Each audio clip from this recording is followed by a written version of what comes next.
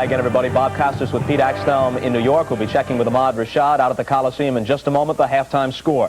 The Raiders in front, 20-17, a game that seesawed. Let's take a look at some of the highlights. Steve Grogan along the sideline for the Patriots after those leg injuries sustained against the Jets several weeks ago. He's been reactivated, but for now, the team is in the hands of Tony Eason. And we'll see Eason go to the air for the first touchdown. This followed a fumbled punt by Fulton Walker of the Raiders that gave the Patriots possession. 13 yards on the catch by Lynn Dawson in the end zone. After a Chris Barr field goal moved the Raiders to within 7-3, Mark Wilson, who did not play well during the first half, nonetheless gets this 16-yard completion to the rookie Jesse Hester. The Raiders have the lead at 10-7. Howie Long recovered a Mosi Tatupu fumble. The Raiders took over again, and there goes Marcus doing what he does so well. Airborne for the 12-yard touchdown. They lead by 10 at 17-7. However, the Raiders see their lead cut to 3 on the Craig James touchdown that completes an 80-yard drive for the Patriots. That brought them to within 17-14. A Tony Franklin field goal, a 45-yarder, tied it up at 17, and then just before the gun, Chris Barr hits a 32-yarder for the Raiders. They have the lead at 20-17, but some interesting aspects of that first. Wait a minute.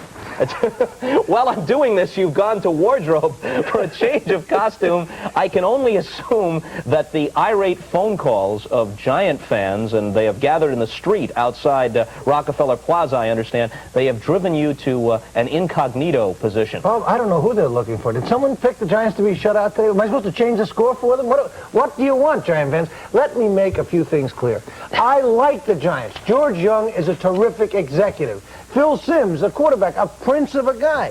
Even though I even like Giant fans, I just think that their sharp objects should be removed and they should be given crayons, as we emphasize. Turn this down. All right, now let's talk about the Patriots and the Raiders. Now, although the Raiders do hold the lead, they were guilty of 3 turnovers. Ronnie Lepet, as he now prefers to be called, going the Tony Dorsett route with the mid-career change of name with a couple of interceptions. The Raiders were -8 for the year on the giveaway-takeaway table, one of the worst figures in the league, and they gave it up 3 times. For that matter, New England lost it once and also had a punt blocked. Of course, the Raiders break all the rules. We know they get more penalties, they get turnovers. They don't care. They say, we'll do it our way. We will seize the victory. While I'm on the subject of people I don't like, forget about you Giant fans. Jerry Markwright, what was your crew looking at when Brian Holloway pulled Howie Long offside? Cost the Raiders a possible touchdown. Yeah, that was the 3rd down situation at the 9-yard line before the Craig James touchdown, and they might have had to settle for the field goal. It looked as if Holloway had drawn Long offside. Instead, the call went against the Raiders, and the drive was sustained, and James was able to score from the 2. Rushing statistics. Since you removed these glasses, my vision is approximately Jerry Markwright. That's Pete Axthelm's comments. Craig James with 53 first-half yards unofficially. Marcus Allen, 10 carries during the first half for 82 yards for the Raiders, and they lead it 20-17. Let's go out there now and join Ahmad Rashad. He's standing by at the Coliseum. Ahmad? Bob, how you doing? First of all, let me congratulate Axe on his pick. I knew he never liked the Giants anyway, and Jerry Markwright says hello.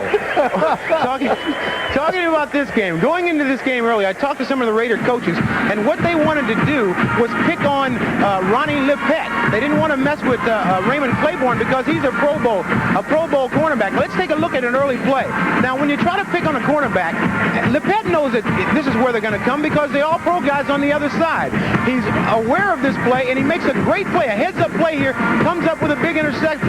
But I don't think that they're going to stay away from him. They'll still try to work on Ronnie Lepet and stay away from Claiborne. But what that does for Claiborne, sometimes he tends to relax, thinking that they're going to go to the other side. Right here, you see Jesse Hester taking Claiborne for an easy out ball on a touchdown. I think it's just because all of a sudden Claiborne relaxed and they went ahead and got this touchdown here. But you know what the Raiders have a chance to do is that every time they play a team, they break up their game plan by challenging each player man-to-man. They want to break it down to a man-to-man confrontation, and that's the way they dominate. We're going to take a look at a play by Marcus Allen early in the first half where he takes a run. Let's roll that play. Now you see Marcus Allen, he's coming coming to his right side. He sees the goal line. He breaks up the middle, and this is the kind of play that fires up the entire Raider offense, the Raider team for that matter. He dives into the goal line. But the thing about the Patriots, I talked about the Patriots earlier, they didn't quit. They came right back. They got a 2-yard touchdown. They got a field goal. They tied the game up 17-7. The Raiders came back, kicked a field goal. They lead it at halftime 20-17. We've got a whale of a ball game here because the Patriots are not going to give up, and neither are the Raiders. Ahmad, talking about challenging people one-on-one, Hayes and Mike Haynes shutting Morgan and Fryer down in the first half.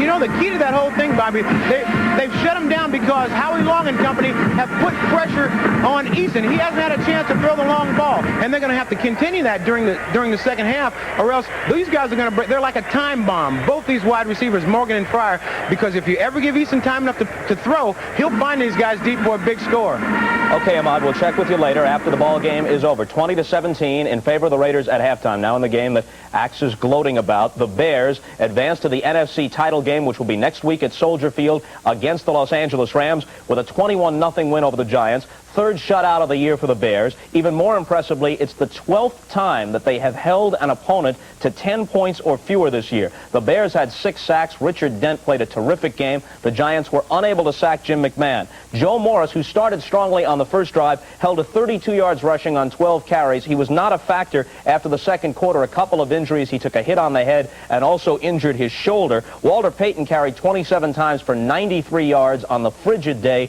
at Soldier Field. It was an appropriate surrounding for the matchup between these two clubs, meeting in the playoffs for the first time since 1963. Also an icy day on that occasion when Y.A. Tittle and the Giants lost to the Bears 14-10 in the NFL title game. So Dennis McKinnon caught a couple of passes, by the way, for touchdowns in the second half from Jim McMahon. It was 7-0 in favor of the Bears at the half. They go on to win it 21-0 and eliminate the Giants from the playoffs. After the game, Bill McAtee was at Soldier Field in Chicago. He talked with the superb linebacker of the Bears, Mike Singletary. All right, thank you very much, Bob Costas. We're here with the NFC Defensive Player of the Year, Mike Singletary, the linebacker for the Chicago Bears. Congratulations, first of all, on today's victory. Well, thanks a lot. Did you give the Giants a different look defensively early on? Not really. We tried to mix it up just a little bit, but I don't think we showed them anything really different. Considering the weather, did you feel secure that the Giants would be unable to really pass successfully? And as it turned out, of course, they were unable to do that. Well, really, the biggest thing today was pressure, and I think the way our guys came off the ball up front, Richard Dent, when we were blitzing the linebackers, Otis Wilson and Wilbur Marshall, and, Hampton and Steve, I mean, they all did a great job. Was there a little bit of anxiousness because of the 2-week layoff? I tell you, I don't ever want to wait 2 weeks to play again, but if it means the home field advantage, then you got to do it. Michael, did you have a chance to watch the Cowboys and the Rams yesterday?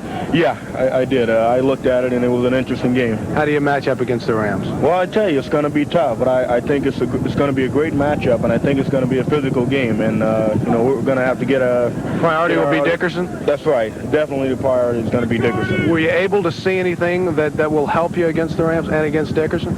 Well, not really. The biggest advantage that we have, we played him before. And, he's a great running back, and they've got great guys up front blocking for him, and we're just going to have to get out there and take the challenge. Mike Singletary, thank you very much for coming out with us. All right. Okay, let's send you back to New York. Bob? Bill, if Mike Singletary thinks about it, he hopes he has to wait 2 weeks to play again at least one more time because that's the layoff between the conference championship games and the Super Bowl. Let's go to NBC News now and Tom Brokaw. Thanks, Bob, and good day. Stride. We'll go back to Dick Enberg and Merlin Olsen in L.A. after this from your local station. From the creator of Murder, She Wrote, meet Alexander Black. He's got to be Houdini. But now he solves whodunits with flair and a shot of charm. I could come back another time. His dad's an old con man, a master of deception. Have to read between the lines, son. An unbeatable pair on impossible cases. Hal Linden and Harry Morgan, Black's Magic premieres tonight. Reliability, economy, performance.